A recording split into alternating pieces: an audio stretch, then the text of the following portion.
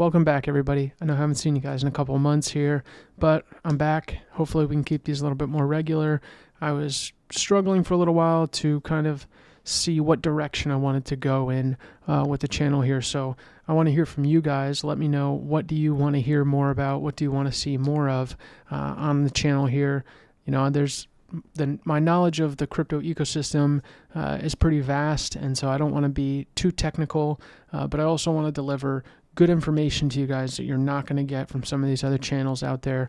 A lot of YouTubers in the crypto space are just hype men that are looking for clickbait, and they're just saying whatever they have to say essentially to get views. And so I kind of want to break the mold there. I want to provide value to everybody so you're really learning something about the space. But at the same time, I know people want entertainment, and so I'm going to try to see how I can best mix the two to give you guys the best product. So today we're going to be looking at 3 protocols that I think are going to be big winners throughout the remainder of this bull run, and surpassing even this bull run into the next couple of cycles. I'm going to go over why I think that is the case, and hopefully you guys can learn something and maybe wind up using these protocols for some value for yourselves. So let's go ahead and jump into it. Again, leave me some feedback below. Let me know, what do you want to see more of on the channel here. I want to bring you guys good information, quality information, and not just be the confirmation bias and hype that are coming from a lot of these channels out there. So let's go ahead and get into it. All right, so the first app we're going to be looking at today is Morpho. So Morpho is a money market / capital market protocol. Essentially, they're pretty large with about $5.7 billion in deposits right now and $2.1 billion in borrows. So total market size, we're looking at almost $10 billion market here. Basically how it works is, instead of like markets like Aave, where you have a system of supplies and borrows where you could supply any number of assets and borrow any of the assets that are available in their lend and borrow market, with Morpho, essentially they have vault curators. So curators open vaults and they manage a strategy that provides yield for suppliers, and they offer borrows for different types of assets to people who want to borrow at whatever the rate is for that vault. So they're backed by some pretty big names. The 3 apps that we're looking at today, I've watched interviews with the founders of all 3 of these apps, and a big part of why I'm so bullish on them is I'm really impressed with what I had learned about these guys and what their vision is when I watch these interviews. So let's not waste any more time. We'll go ahead and get into it. This is the earn section, and then there is the borrow section on their app here. So on the earn section, you'll see these are the vault curators that manage these different vaults. These are the different types of collateral exposure that you will have if you enter any of these vaults. Now, all of the exposure is managed by the vault curator, so all of that is out of your hands, essentially. You don't have to worry about any of that. You come to the page, you can go ahead and supply for these vaults. You see the assets here on the left here. Most of them are USDC. You've got ETH here. You've got Lombard Bitcoin here, and just go down the list. And then the APY that you'd be earning is listed right here. So if you hover over here, you'll see part of it is in Morpho tokens, the smaller portion, and then the rate, as you'll see up top here, is in the native asset for the vault. So we're going to go ahead and look closer at one of these vaults so I can show you how it works. So this one's done by Stakehouse Financial, pretty large name in the space.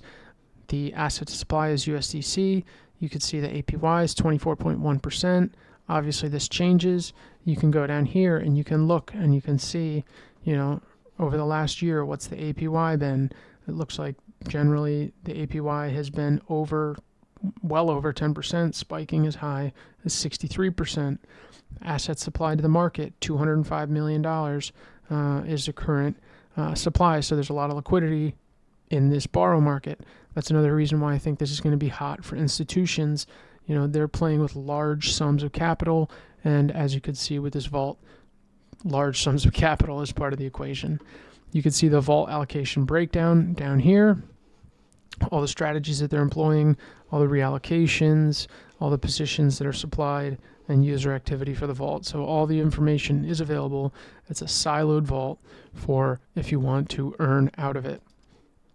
let's go over to the borrow side. So I currently have a borrow position open on one of these vaults. I have supplied staked USDE from Athena.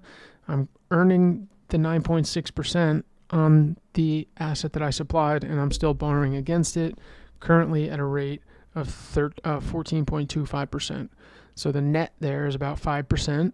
So what I'm doing is I'm leveraging this opportunity to borrow against my own capital and then go get a better rate than even the 14.25% somewhere else. And so I'm essentially levering up and still earning a profit on the total there. So anyway, on these borrow markets, similar thesis here. You'll provide some type of collateral, and then you're stuck with whatever the borrow is for that collateral. So you'll see the LTV here, how much loan to value can you get out of these different vaults, and then the borrow APY is listed here as well. Same situation with the supply. You can click on it. You can take a closer look at the market. For example, on this one, there's $415 million supplied, $353 million in borrows, $62 million in liquidity. So these are, big numbers that we're talking about here. And this is why I think that apps like this are going to be attractive to institutions. There's a lot of liquidity. They can play with the large sums of money that they play with, and they can see all of the information about where those funds are going. So there's no questions that they have. I mean, obviously, a lot of this stuff is public anyway, being on the blockchain, but their user interface here makes it really easy to understand what's going on the backside of things. So Morpho is one of the apps that I think is going to be a breakout app.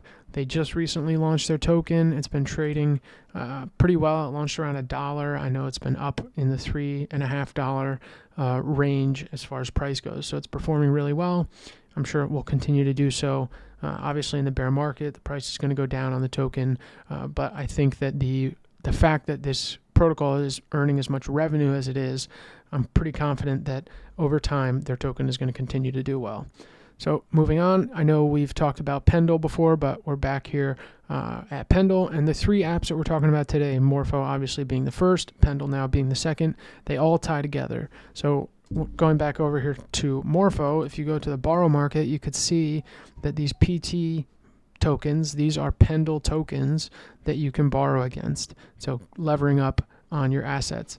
Anyway, let's go back over to Pendle. So Pendle, as some of you may know, some of you may not, I'll break it down real quick. This is a yield trading platform. So in traditional markets, yield derivatives is a several $1 trillion marketplace where people can buy and sell and trade against fixed yields or yields for a set term, whatever that may be. So another large app where we've got $4.7 billion locked into their application, $37 billion in total trading volume. They're deployed on several different chains. They've got their own system set up, and they're used by some big names in the space, obviously. They're basically the creme de la creme of yield trading apps. So that's why I'm so big on them. There are a couple others that have started up, like Spectra Finance, for example, but they're not getting the same adoption that Pendle has. I think that as a first mover in this space, they're going to stay in the lead. They're still building. They're always innovating. And I really like, again, I said I watched these interviews with the founders. The founder of Pendle, this guy is highly driven, and I think that they're going to be very successful. Just to go ahead and take a quick look at their revenues before I show you the application itself. This is since February of 2024 to January of 25 right now. They show the revenue in fees that they've earned throughout this period of time. The lowest one would be in September at about $442,000 that they pull in September. In May, which is their highest earnings, $2.74 million in revenue in 1 month alone. So they're bringing in a lot of money to the protocol, and I think that's obviously a big part of these apps, and by an extended factor, their token continuing to succeed is the fact that they're actually making money, that they actually have users. So let's go back to the application. Essentially how it works, you come in with a token, for example, USDO++. This is a yield-bearing asset. All of the assets that you're going to see here on Pendle are yield-bearing assets.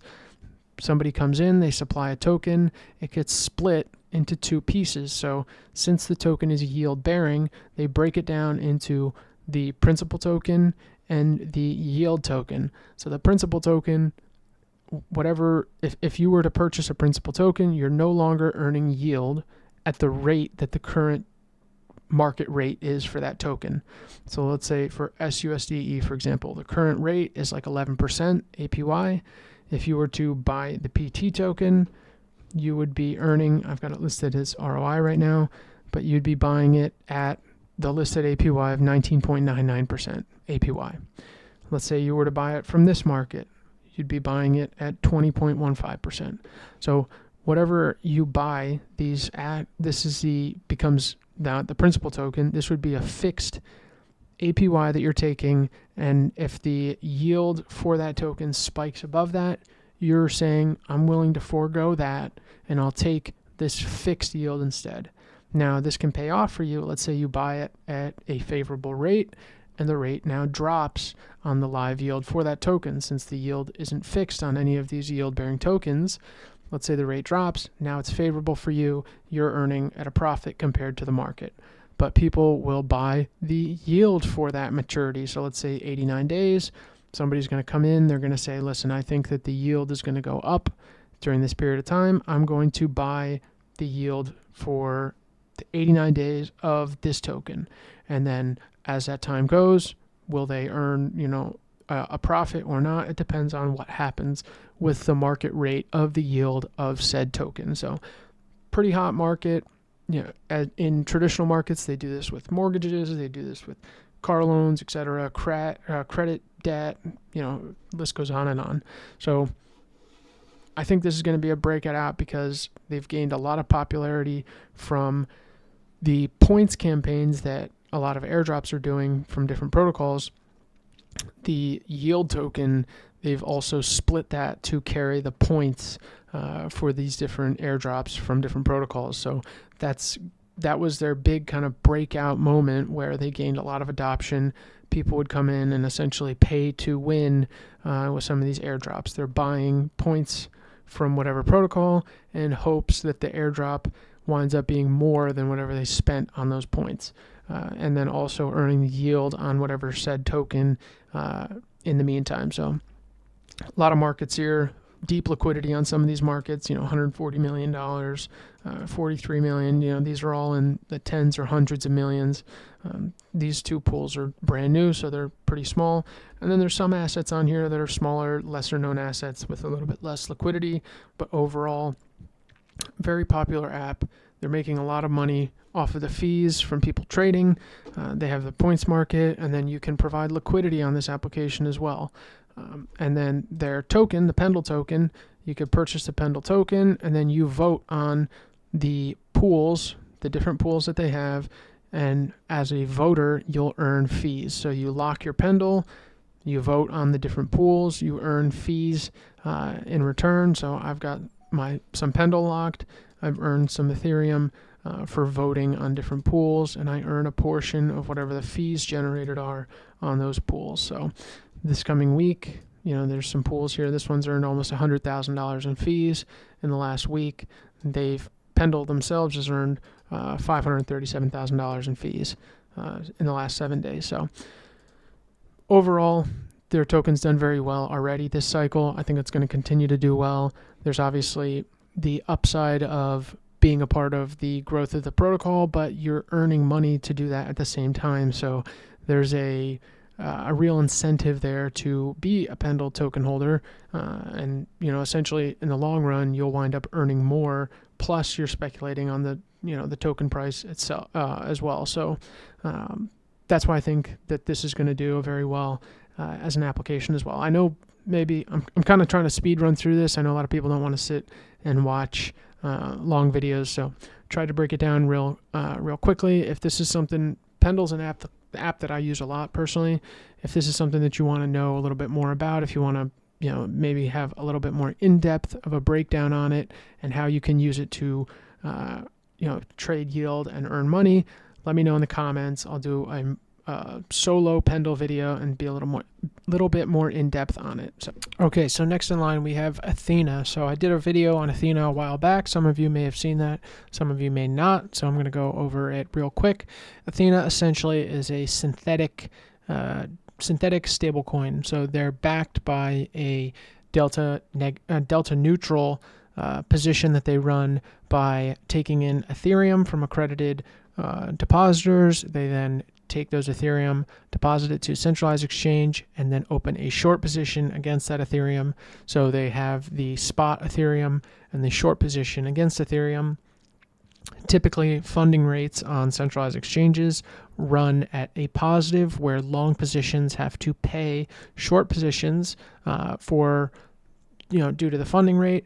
And so essentially what that allows Athena to do is to earn a profit for running the delta neutral position with the Ethereum. So they then dollarize that by issuing a stablecoin against the value of the positions that they have on these centralized exchanges, and they then take the revenue that they're earning from the funding rate and issue that to the holders of their staked USDE stablecoin. So they have the USDE stablecoin itself, which is just a regular dollar-denominated stablecoin, and then they have SUSDE, which is the staked USDE stablecoin. So their TVL exploded. They had a very successful airdrop campaign where they were able to attract a lot of users when users got used to using their product and realized that it's an excellent product. People stayed, and they've just continued to grow. Their stablecoin supply actually now is larger than DAI, which kind of was the de facto DeFi stablecoin in crypto for many years now. And Athena has dethroned them from that. So this is just their dashboard here, so you can kind of understand how they're set up. They have their backing spread across a few different centralized exchanges. This system has been tried before by other protocols, where they tried to run this delta neutral system and back a stablecoin with it on decentralized exchanges, but the issue is there's just not enough liquidity to scale that on the decentralized exchanges. And so what Athena did is they said, listen, decentralization obviously is important, but we need to make a trade-off here, and we'll see if users are going to accept that. Clearly, people are willing to accept that trade-off, and so it's been very, very effective for them. So all of the information is available here on Athena. You can go to their dashboards. You can see all of the wallets that hold all of the backings, etc., all of the ways that they have their assets broken down. It's all available here. So, and then here on their APYs, you can see their SUSDE APY has been pretty favorable. In the last month, it's kind of been down because the market's been a little sideways. But in the last year, we've had it spike, over 100% at some points. And even in the most recent months here, it was up in the 30% and high 20% ranges as well. So they've done very well. They show the funding rates here from exchanges and how their revenues have come in. 96% of days have had a positive funding rate, which means 96% of the time SUSDE is running a profit as opposed to losing money. So their system that they've set up has been very profitable, and I think it's going to continue to work very well for them. Their token price obviously has done very well. They had a very large airdrop. Their token was like $1.50. It fell all the way down to around 30 cents.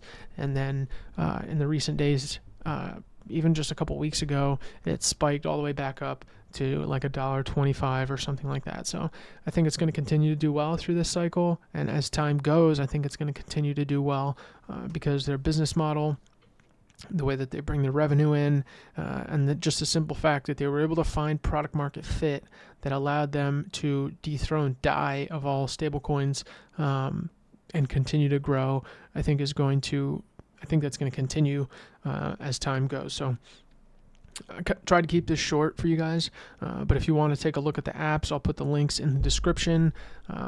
These are all apps that I use, so I wouldn't be bringing something to you guys that I wouldn't use myself.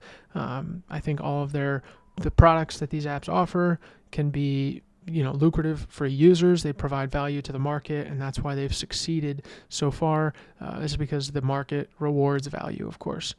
So again, Athena, Morpho, and Pendle, all three really good apps. I think they're all when I say breakout application, I think they're going to break out of the crypto niche and see utilization by institutional players as institutional money starts to flow into the space. So as for token price, I don't want to speculate on, obviously people try to say, oh, I know this is going to happen, I know that's going to happen, and of course I have my own opinions. Obviously, I wouldn't be bringing these to you guys if I didn't think they were all really good apps. I don't own any Morpho tokens since they just launched their token and it ran up really high. I figured, let me hold off and see, how the market moves on that. But Athena and Pendle, I own pretty decent amount of both of these tokens, and I'll continue to hold on to them.